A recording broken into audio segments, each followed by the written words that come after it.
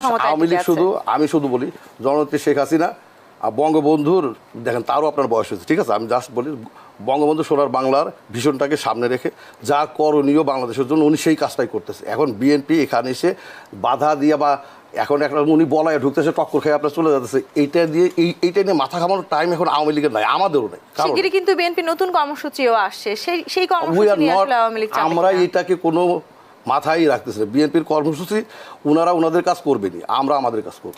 অর্থাৎ বিএনপির যে আওয়ামী লীগ মানে শেখ হাসিনা কৌশলী বিরোধী দলকে ক্লাস, কথাটা এইভাবে না বলে, হ্যাঁ যদি এইভাবে বলতো সেটাও তো হতো যে শেখ হাসিনা কৌশলী ঠিক আছে কিন্তু বিরোধী দলের ব্যর্থতা। আমি যখন পরীক্ষায় ফেল করি, হ্যাঁ তখন টিচার আমাকে ফেল করা, অন্য কেউ আমাকে ফেল করাই দিচ্ছে না বলে আমি কেন ফেল করছি সেটা নিয়ে একটুখানি চর্চা করলে ভালো হয়, ঠিক আছে। আপনি বিরোধী দলের ব্যর্থতা দেখতেই পারবেন না। আমি হঠাৎ করে ভ্যানিশ হয়ে গেলাম, দেখেন আমি আপনার বলি ইয়ের পরে ক্ষমতাটা ছাড়ার পরে, হ্যাঁ হঠাৎ করে আপনার দেখা গেল যে প্রশাসন, পুলিশ প্রশাসন বিএনপির ইয়েদেরকে নিয়ে ধরে টরে, হ্যাঁ মানে এরপর থেকে যে বিএনপির পতন, আমার এটা কেন হলো এটা যদি আমি অ্যানালাইসিস করি তাহলে আমি আবার ফিরে আসতে পারবো। যতদিন এটা অ্যানালাইসিস তারা নিজেরা করতে না পারবে তারা কামব্যাক করতে পারবে না। কারণ হচ্ছে তারা এটাই বোঝে না যে জনগণ কি চায়, শেখ হাসিনা বোঝে। আমার কথা একটা, শেখ হাসিনা বোঝে বিনা এত সংকট সত্ত্বেও জনগণ শেখ হাসিনার উপর নির্ভর করে শান্তভাবে আছে। যেটা বলা হয় পুলিশ প্রশাসন দিয়া জোর করে, এটা কোনোদিন জনগণ 18 কোটি জনগণ যদি অসন্তুষ্ট থাকে পুলিশ বলে না যে আর্মি ভাইসা যাবে, নাই। জনগণ স্বপ্ন দেখে একজনকে দিয়ে, শেখ হাসিনা। আওয়ামী লীগ কিছু না ভাই, ক্লিয়ার কাট কথা। এখনকার আমার জন্য, আমি ব্যক্তি সেলিমের জন্য গণতন্ত্র একটাই আমি বুঝি, সেটা হচ্ছে for the Sheikh Hasina, by the Sheikh Hasina, of the মোটা শেখ হাসিনা।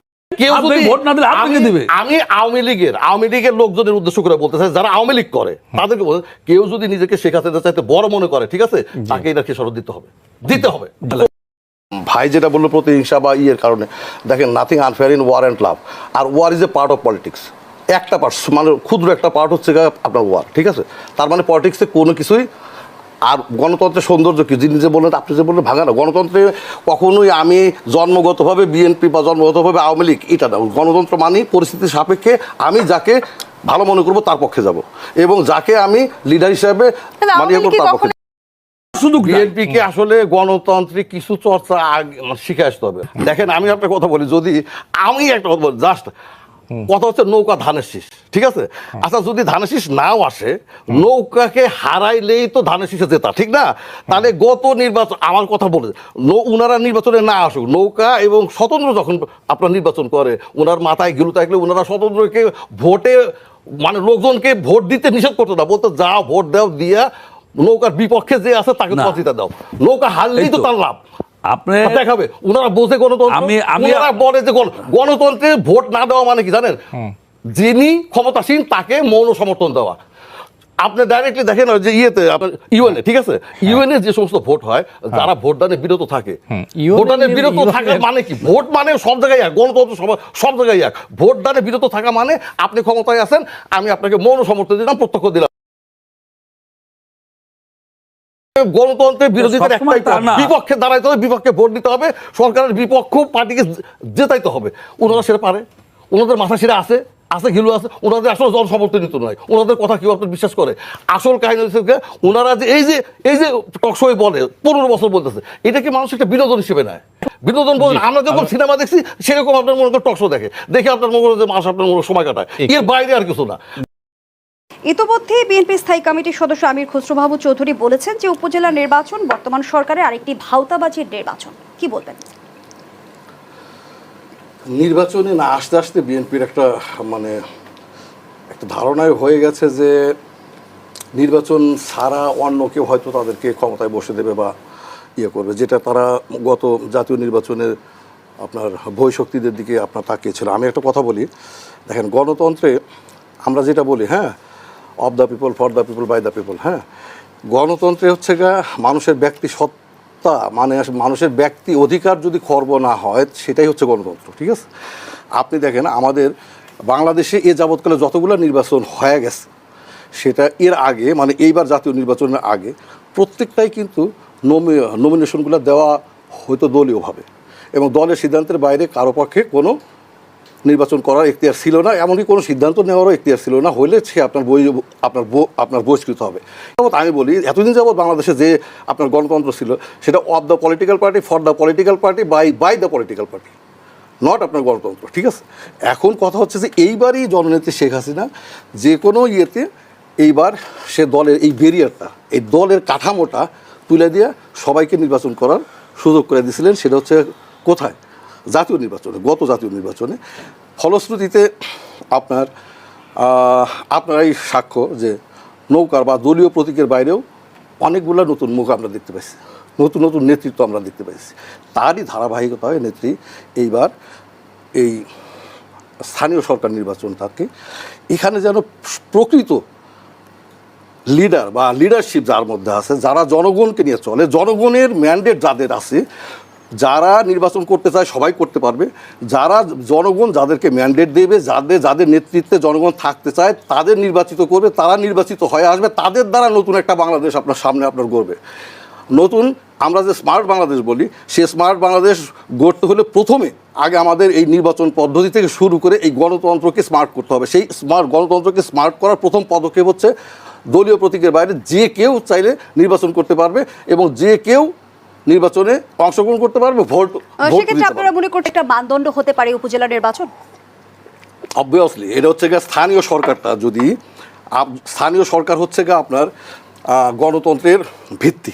আপনার এই স্থানীয় সরকার থেকে যারা নির্বাচিত হয়ে আসবে, উপজেলা চেয়ারম্যান বলেন, হ্যাঁ, ভাইস চেয়ারম্যান বলেন, এরপরে আপনার ইউনিয়ন পরিষদ চেয়ারম্যান মেম্বার, এরা যদি জনগণের ভোটে নির্বাচিত হয়ে আসে, জনগণের মুখাপেক্ষি হওয়া শেখে, তাহলে বাংলাদেশে আর আপনার মনে করেন এই যে তথাকথিত এই মার্কা কেনা বেচা, তারপর আপনার ওই অগণতান্ত্রিক যে পদ্ধতিগুলো ছিল সেগুলো আর সামনে ইনশাল্লাহ দেখতে হবে না। এটাই জননেত্রীর ভীষণ, এটাই জননেত্রীর মানে বর্তমানে এক নম্বর আপনার প্রায়োরিটি।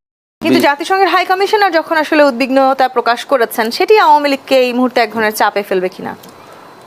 জাতিসংঘের কাজই হচ্ছে তার অবস্থা মানে সময় এবং পরিস্থিতি বুঝে বক্তৃতা বিবৃতি দেওয়া। জাতিসংঘ কাউকে কখনো তার চাপে ফেলতেও পারে নাই, ফেলতে পারবে বলে মনে হয় না। কারণ আওয়ামী লীগ আমি শুধু বলি জননেত্রী শেখ হাসিনা আর বঙ্গবন্ধুর, দেখেন তারও আপনার বয়স হয়েছে, ঠিক আছে, আমি জাস্ট বলি বঙ্গবন্ধু সোনার বাংলার ভীষণটাকে সামনে রেখে যা করণীয় বাংলাদেশের জন্য উনি সেই কাজটাই করতেছে। এখন বিএনপি এখানে এসে বাধা দিয়ে বা এখন একটা উনি বলায় ঢুকতেছে, টক্কর খেয়ে আপনার চলে যাচ্ছে, এইটা নিয়ে মাথা ঘামানোর টাইম এখন আওয়ামী লীগের নাই, আমাদেরও নাই। কারণ কিন্তু বিএনপি নতুন কর্মসূচিও আসছে, সেই কর্মসূচি নিয়ে আসলে আওয়ামী লীগ আমরা এটাকে কোনো মাথায় রাখতেছি না। বিএনপির কর্মসূচি ওনারা ওনাদের কাজ করবেনি, আমরা আমাদের কাজ করব। তৃণমূলের নেতাকর্মী পর্যন্ত কাউকেই আওয়ামী লীগ বাদ রাখছে না মিথ্যা মামলা কিংবা হয়রানি থেকে, সেটিই বা কেন? মামলা মিথ্যা না আপনার সত্য, এটা কিন্তু মামলার লাস্ট রায়ের পরে বোঝা যাবে, ঠিক আছে? আপনি মামলা চলমান অবস্থায় এটাকে মিথ্যা বা সত্য কোনো কিছু বলতে পারেন না। চলতেছে এটা প্রমাণ শীর্ষস্থানীয় নেতা আছে, বিশেষ করে বিএনপির চেয়ারম্যান কিংবা ভাইস চেয়ারম্যান যারা আছে, তাদের বিরুদ্ধে যেই মামলা চলছে সেটি নিয়ে এক ধরনের বিশাল বড় তর্ক বিতর্কের জায়গা। তাদের বিরুদ্ধে তো ওই মামলাগুলি, আমি তো আপনাকে বললাম যে যদি রাজনৈতিক কর্মসূচির মধ্যে কোনো সহিংসতা ঘটে এবং সেই কর্মসূচিতে যদি আমি নেতৃত্ব দিই তাহলে আমার উপর পড়বে দায় আপনার বর্তাবে। ওনারা যাদের উপর যে সমস্ত নেতা কর্মীদের কথা বলা হচ্ছে সবাই ওই রাজনৈতিক কর্মসূচিতে একটা ভালো রোল আপনার প্লে করছে। সো সেখানকার কর্মীদের যে কোনো কর্ম সেটা ভালো হোক, যদি ভালো করে কর্মীদের ভালো কর্মের ফল যেরকম নেতার উপর বর্তায়, কর্মীদের খারাপ কর্মের ফল। সাংবাদিক বিএম মুসা শেখ গতকাল এই দিনটা ছিল, ওনাদের একটা আমরা স্মরণ সভা করেছিলাম অনেক আগে, মারা গেছে 14-15 সালে। তিনি বলেছেন প্রেস ক্লাবে যুবোদ্দশায় যে আওয়ামী লীগকে যেখানেই পাবেন বলবেন যে ওরা বোরচোর, তুই চোর বলে গেছেন। অথচ তিনি কিন্তু ধন্যবাদ জানাচ্ছি অ্যাডভোকেট রফিকদার। পরবর্তী অংশে আবারও ফিরছি প্রকৌশলী আজিজ বেশির। যেমনটি আসলে আপনার রাজনৈতিক প্রতিদ্বন্দ্বী বলছিল যে কোন নির্বাচনে যাবে, তামাশার নির্বাচন? আচ্ছা আপনি বলুন তো, এ যাবৎকালে যতগুলো স্থানীয় নির্বাচন আপনার হয়েছে, হ্যাঁ, সেটা যখন বিএনপি ক্ষমতায় ছিল তখনও কি বিএনপির সরকারের ইয়েতে হয় নাই? যখন আওয়ামী লীগ সরকার ক্ষমতায় ছিল তখন স্থানীয় সরকার নির্বাচনটা তো তত্ত্বাবধায়ক, ওনাদের যেটা বলতেছে তত্ত্বাবধায়ক সরকারের আন্ডারে হয় না, এটা যে সরকার ক্ষমতায় থাকে ওই সরকারের আন্ডারই হয়, ঠিক আছে? বরং এইবার জননেত্রী শেখ হাসিনা যে কয়েকটা ক্লজ তিনি যুক্ত করছেন সেগুলো হচ্ছে গণতন্ত্রকে প্রাতিষ্ঠানিক রূপ দেওয়ার জন্য। এখন দেখেন এই যে শুধুমাত্র গীবত চর্চা, এই গীবত চর্চাটা যদি জনগণ এই গীবত চর্চাটা নিত তাহলে আজকে এতদিন বিএনপিকে এই অবস্থায় পড়ে থাকতে হয় না। ঠিক আছে, আপনি এই যে উনি যে বললেন যে ঈদটা কি আপনার সার্বজনীন হয়েছে কিনা, ওনারা কয়জন নেতাকর্মী গ্রামাঞ্চলের কয়টা ঘরে আপনার গেছে, সার্বজনীন হয়েছে কি হয় না কীভাবে বুঝলো? আপনি একটা কথা বলেন, আমেরিকাতেও কিন্তু প্রতি লক্ষ জনগণের মধ্যে 117 জন, ঠিক আছে, রাস্তায় ঘুমায়, তাদের কিন্তু আপনার আবাস নাই। ঠিক আছে, এখন আপনি বলেন ওই 117 জনের 63% আবার উইথ ফ্যামিলি সহ, আবার বাকিটা হচ্ছে ফ্যামিলি ছাড়া। এখন গণতান্ত্রিক কাঠামোতে কিছু দরিদ্র হতদরিদ্র মানুষ থাকবেই, ঠিক আছে, আবার কিছু আপনার উচ্চবিত্ত আপনার মনে করেন থাকবে, যারা আপনার খুবই আপনার, এটা আপনার মনে করেন এটা আপনার গণতান্ত্রিক সিস্টেমের মধ্যে পড়ে। এখন বিএনপি বলছে যে আপনারা ক্ষমতা দখল করে রাখলেও কিন্তু দখলটা আমরা কিভাবে করি দখলটা কিভাবে করি? আমি তো আপনার মনে করেন যে এখানে তো আপনার মনে করেন যে পারমাণবিক বোমা বা আপনার মিসাইল নিয়ে আসি নাই, ঠিক আছে, আমরা জনগণ দিয়েই তো আমরা আপনার দখল করে আসি, জনগণ দিয়ে দখল করাটাই তো আপনার মনে করেন জাস্ট গণতন্ত্র। আপনি যে বলতেছেন পুলিশ প্রশাসন অমুকতম, পুলিশও তো আপনার ভোট দেয়, পুলিশও তো জনগণের অংশ। আপনি এই পুলিশ তো একসময় আপনাদের ছিল, এই আর্মি একসময় আপনাদের ছিল, আজকে আপনাদের কাছে নাই কেন? একটা বড় নিজের দিকে তাকান, আত্মসমালোচনা করেন। আপনারা হঠাৎ করে একদিন ক্ষমতা থেকে বের হয়ে আসা দেখলেন যে সেই আর্মি সেই পুলিশ আপনাদেরকে নিয়ে পিটাচ্ছে। কেন পিটাচ্ছে? কেন আপনাদেরকে তারা আপনার নিজের দিকে তাকান না কেন? আপনারা নিজের অ্যানালাইসিস যদি আপনারা নিজেরা করতে পারতেন তাহলে আজকে আপনাদের এই অবস্থা হয় না। যেটা বলা হয় পুলিশ প্রশাসন দিয়া জোর করে, এটা কোনোদিন জনগণ 18 কোটি জনগণ যদি অসন্তুষ্ট থাকে, পুলিশ বলে না যে আর্মি ভাইসা যাবে, নাই। জনগণ স্বপ্ন দেখে একজনকে দিয়ে, শেখ হাসিনা। আওয়ামী লীগ কিছু না ভাই, ক্লিয়ার কাট কথা।